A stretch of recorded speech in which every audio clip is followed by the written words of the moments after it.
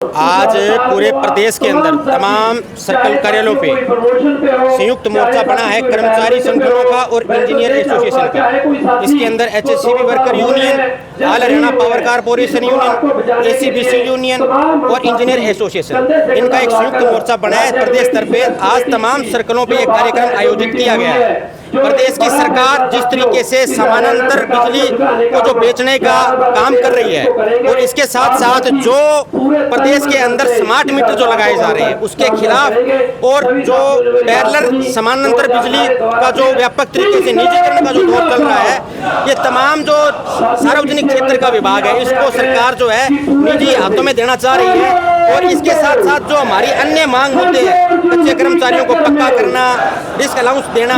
तमाम इश्यूओं को लेकर के पूरे प्रदेश स्तर पर व्यापक संयुक्त मोर्चा बना करके यह आंदोलन चला हुआ है। प्रदेश की सरकार को निश्चित तौर पे कहना चाहते हैं, अगर प्रदेश की सरकार ने इन तमाम मुद्दों को लेकर के और ये निजीकरण की जो नीति है इस पर रोक नहीं लगाई तो निश्चित तौर पर प्रदेश की सरकार के सामने ये कर संयुक्त मोर्चा जो है जनता के बीच में जाकर के आने वाले 11, 12, 13 तारीख को एक हड़ताल करेगा और इस हड़ताल की वजह से जो भी नुकसान होगा वो प्रदेश सरकार की निश्चित तौर पर जिम्मेवारी होगी। इस आंदोलन के दौरान प्रदेश की सरकार किस तरीके की हठधर्मिता करती है या कर्मचारियों की बात को अनदेखा करती है तो निश्चित तौर पे आने वाले समय में चुनावी दौर के बीच में प्रदेश की सरकार की जो नीतियां इनका पोल खोलने का ये काम संयुक्त मोर्चा करने का काम करेगा। आज का हमारा ये विरोध प्रदर्शन है हमारा प्रदेश भर में बने संयुक्त मोर्चा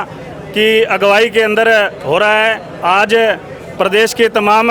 यूनियनें, चाहे एचएससीबी वर्कर यूनियन हो, एएचपीसी वर्कर यूनियन हो, एससीबीसी यूनियन हो और इंजीनियरिंग एसोसिएशन हो, सबके सहयोग से ये संयुक्त मोर्चा बनाया गया क्योंकि लंबे समय से बिजली कर्मचारियों के डिमांडों पर सरकार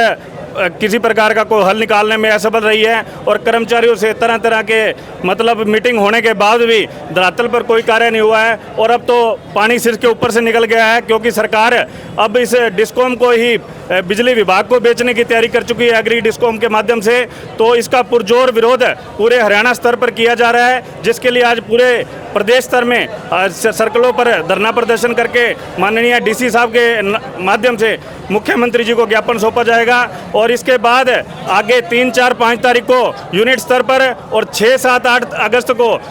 सब यूनिट स्तर पर प्रदर्शन कर गांव-गांव, गली-गली जाकर लोगों को इसके बारे में चेताया जाएगा और बताया जाएगा कि तमाम सुविधाएं जो आज सरकारी महकमा आपको दे रहा है, ये आने वाले प्राइवेट कंपनियां आपका ये सारा मुनाफा और आपकी सुविधाएं खाने पर उतारू होंगी, जिसके लिए हम आपको पहले से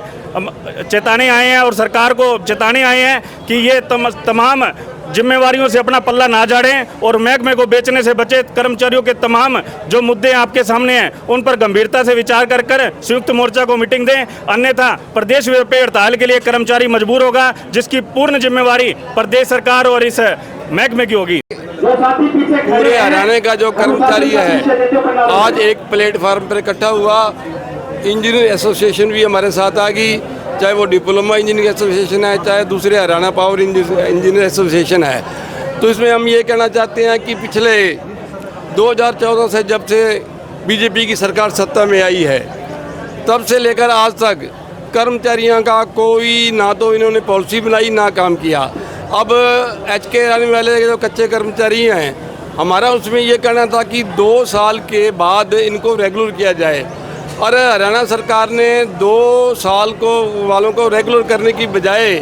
एक नई पॉलिसी बना के एचके रन के तहत